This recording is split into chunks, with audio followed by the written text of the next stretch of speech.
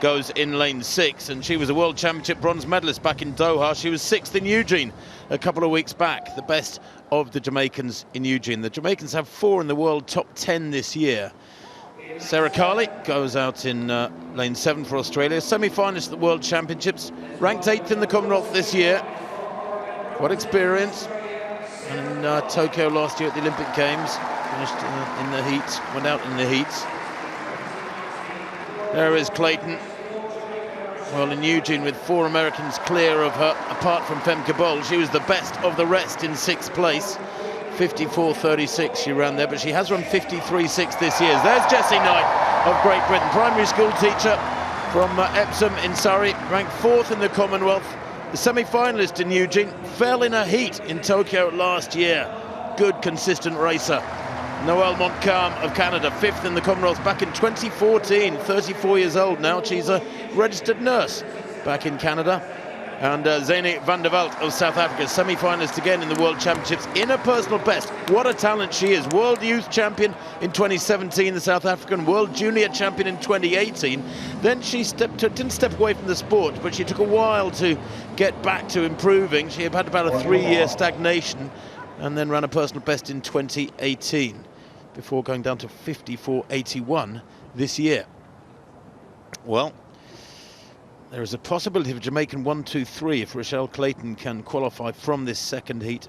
Only the defending champion, Geneve Russell, by the way, from the 2018 final, is in these 2 heats. So watch Clayton of Jamaica in lane 6. Jessie Knight right in the centre of the picture in the red and white of England. She goes in lane 5. She's had a good season as Jessie Knight, carried the baton very well for a bronze medal in the 4x400 relay in Eugene for Great Britain. Here she is in English colours, in the centre there in the red shorts. Going really well, Rochelle Clayton at the moment, and hurdling ahead of everybody else. Jessie Knight going strongly inside her. Montcalm of Canada, second to right. She's got a little bit of work to do at the moment. Remember, the first 3 go through by right. 3 of these 5 are guaranteed a spot in the final. Clayton well ahead of the rest of them as they come round towards the finishing straight. Who's clearing the barrier second there? It's very tight between Carley of Australia in the yellow, Jessie Knight of Great Britain in the red and white, and on the inside there, Noelle Montcalm in lane 3 for Canada.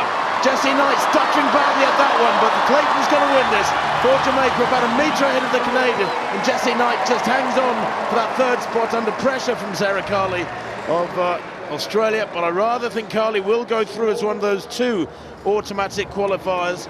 4th place in the first heat was 58.2 by Yannick Hay-Smith of Turks and Caicos.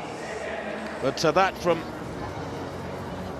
Clayton ensures 3 Jamaicans do go through to that final.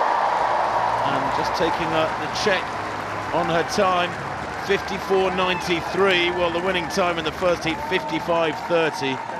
And indeed, the first 4 at least will go through from this second heat. Yes, that was great running by the Jamaican, the Pan American bronze, who was in that Eugene final. They could be on for the sweep, you know, the Jamaicans, but Van der Walt, she looked like she was kind of falling asleep a little bit up to the 300-metre mark, but she came through really strongly, albeit the Jamaican was easing down. Jessie Knight took the 3rd spot. Sarah Carley of Australia will be in the final, taking one of those non-automatic spots. Montcalm will just miss out, I think, the Canadian who was last in that one, because Hay-Smith was quicker than her by 1800ths from the first of the semi-finals. But the Jamaicans just seem to have a conveyor belt of world-class female 400-metre hurdlers, and they will be very much hoping that they can do the business with a 1-2-3 in the final. But the way the young South African came through here, Tim, was very, very impressive. At the moment, she's under huge pressure on the right of picture, and now begins to come up and put Jessie Knight of England under some pressure. Well, yes, the South African it is, in fact, in lane 3, moving really well and strong down the home straight. That's the toughest part of the 400-metre hurdles. They used to call this the man killer of an event. They say you get a bear on your back down the home straight, so you've got to clear those last couple of barriers. But impressive win there from